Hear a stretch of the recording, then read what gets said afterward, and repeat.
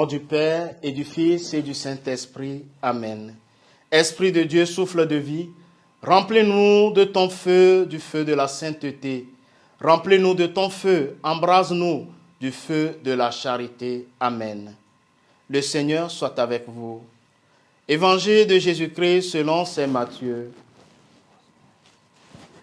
Descendant de la montagne, les disciples interrogèrent Jésus. Pourquoi donc les scribes disent-ils que le prophète Élie doit venir d'abord?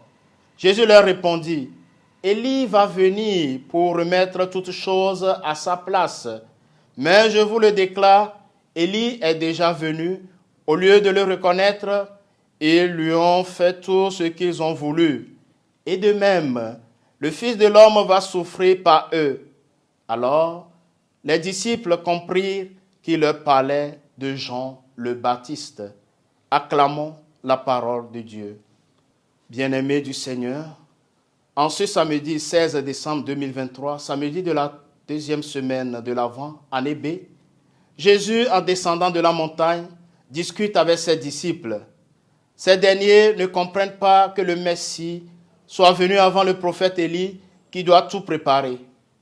Ce petit échange entre Jésus et ses disciples fait référence à une prophétie de l'Ancien Testament que l'on trouve à la toute fin du livre de Malachie, dernier livre de l'Ancien Testament. Voici que je vais vous envoyer Élie le prophète, avant que vienne le jour du Seigneur, jour grand et redoutable. Il ramènera le cœur des pères vers leurs fils et le cœur des fils vers leurs pères, pour que je ne vienne pas frapper d'anathème le pays. Malachie, chapitre 3, versets 23 à 24. Jean-Baptiste s'est manifesté comme le précurseur du juge qui devait précéder. Il préfigurait jusqu'où irait l'abaissement de celui qu'il annonçait comme le Messie. Il préparera les chemins de Jésus jusque dans le mystère de sa mort. Pas toute sa vie, Jean a prophétisé le Fils de l'homme souffrant qui allait mourir en donnant librement sa vie.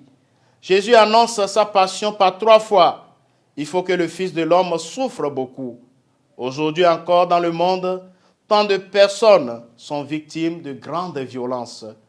Nous sommes invités à marcher délibérément à la suite de Jésus. Déjà, il nous saisit par son chemin d'abaissement. Le petit enfant de la crèche qui repose dans les bras de Marie nous rend proches de Dieu. Nous voulons nous abaisser jusqu'à lui, nous mettre à genoux devant ce petit enfant de Noël.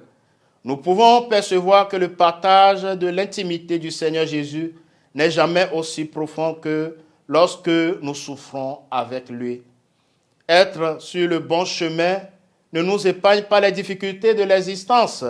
Et Jésus nous invite à aller de l'avant en dépit de la souffrance. Il nous rencontre sur cette route. Il nous faut brûler du feu de l'amour, de l'Esprit Saint quand la souffrance nous touche.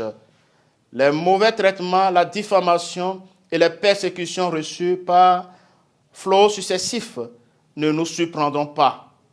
Il nous faut faire en sorte que Noël soit vécu cette année profondément dans la joie.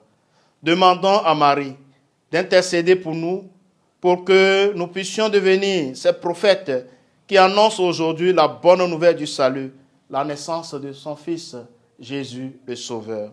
Le Seigneur soit avec vous. Que Dieu Tout-Puissant vous bénisse, le Père et le Fils et le Saint-Esprit. Amen.